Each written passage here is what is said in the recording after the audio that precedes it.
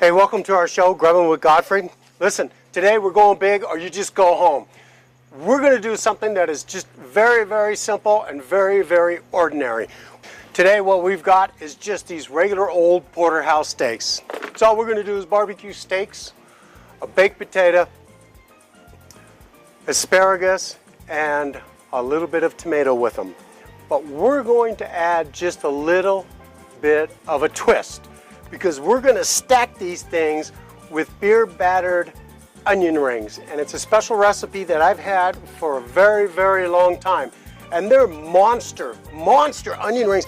You ever go to a restaurant and you get an onion ring and you go to pick it up and you try to eat it and it just kind of like bloop falls over on you? It's just limp. These suckers I'm making today are about that thick. They're going to be that big around, and they're just going to be the biggest chumpies you've ever seen. So what we're going to do is go ahead and get busy with this. We're going to break out some of my steak seasoning, and we're going to go ahead and season these. And then we're going to make the beer batter.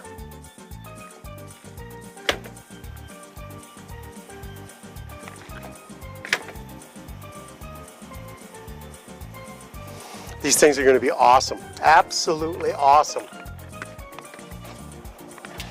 I'm just going to set them right here off to the side. Now, I'm going to show you the trick about the onion rings, okay, you guys? So stay with me.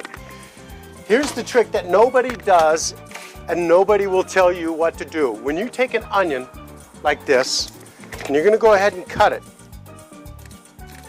and you want to use a sweet yellow onion or a Texas onion or a Maui onion, you want to just go ahead, cut this guy down, all right, and then just take the membrane off. The membrane has got to be off in order for it to go ahead and hang on to the flour and to the batter, okay? See, and this is the membrane. You see that? That's the membrane. You want that off of the outside loop of your onion, okay? Now watch this. Everybody always goes ahead and does this and does that. You know what? Like I said, we're going big or you just go home. I love steak. I love cooking steak, and it's one of my favorite dishes out there.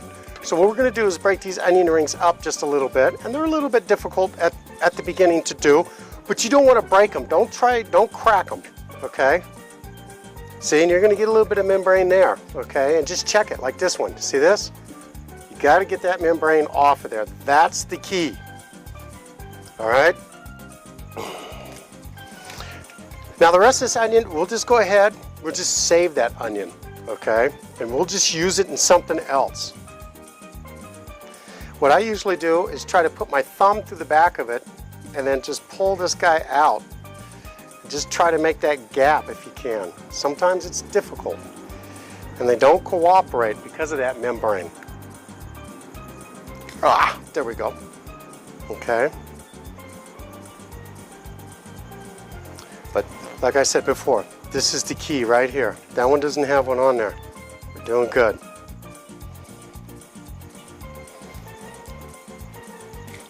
These are the real tricks of the restaurant. Now, those are done. Those are your onion rings right there, right? Wrong. What you're going to do is you're going to pack them in ice, and then you're going to fill this thing with water, and you're going to put them into the refrigerator, and you're going to let them sit as long as you can. 2, 3, 4, 5 hours. Do it the day before, whatever. You know why? The water is going to make this onion very, very crispy when we put it into the deep fryer. So here's the deal. Excuse my head. I know it's bald, it's shiny. This goes in, that comes out. After the onions are done in the ice water, what you want to do is soak them into some buttermilk. So once this is done, you're going to go ahead, you're going to grab your flour right here, and we're just going to go ahead and add, oh, the heck with it. Put some pepper in there, probably about 4 tablespoons.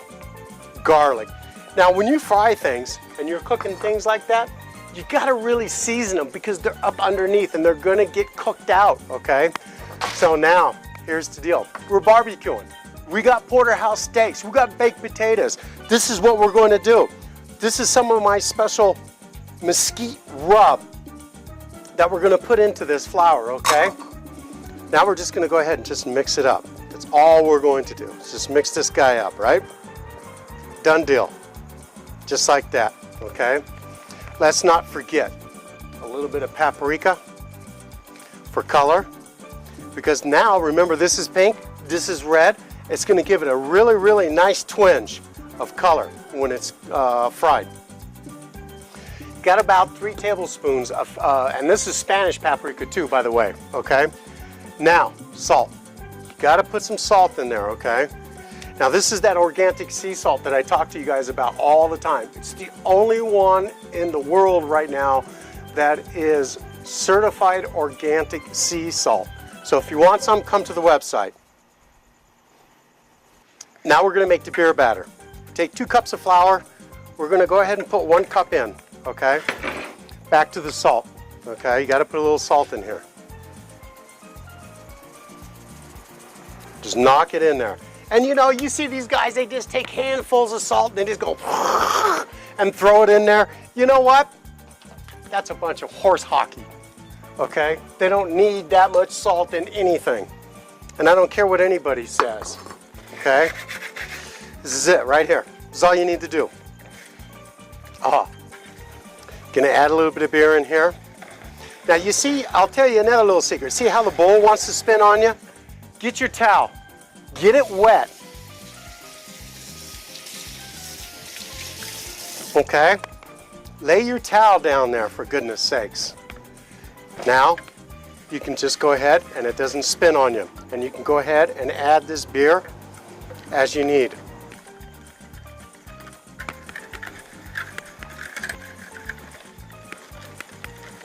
Okay. You do it this way because when it's thin, you can really give it a good whip and go ahead and get rid of the lumps. And this is self-rising flour that I'm using too, okay? So you don't have to worry about baking soda or baking powder or anything else like that. This is just going to be right on the money, man. Okay, now what you want to do, just scrape it down. You're going to put this in the refrigerator for just a few minutes, you know, while the steaks are cooking. And then let it sit up a little bit, and then when you take it out, you'll be able to go ahead and adjust it, okay? So I tell you what, let's go ahead, let's get these steaks rolling, okay?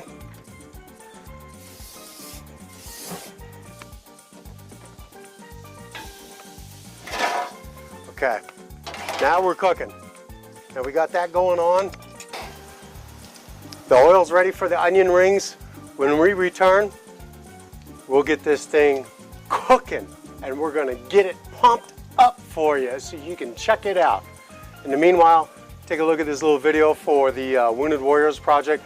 Go to the home page, go to the logo right underneath. It says click here, click there, give them a contribution. These people, they volunteered to save your ass, all right, defend your home so you can go ahead and say what you want to say when you want to say it. So try to help them out. As these men and women stand under our flag, mapping out their cross-country journey on their specially fitted bikes. They once stood under our flag, volunteering to defend our country. These amputees and disabled vets are part of the Wounded Warriors Soldier Ride to build awareness about our vets that paid a heavy price for our freedom. As they're ready to deploy on a ship or a plane to confront our enemies who attacked our country, the unknown awaits. Some return home to crowds, others are medevaced out to Walter Reed, preparing to undergo multiple operations, then fitted for prosthetics so they may live an active life. When I look at these men and women, I see a unified military community. Heroes. Join us at grubbinwithgodfrey.com. Click on to the Wounded Warrior Project logo and make a contribution. Become a hero to our heroes.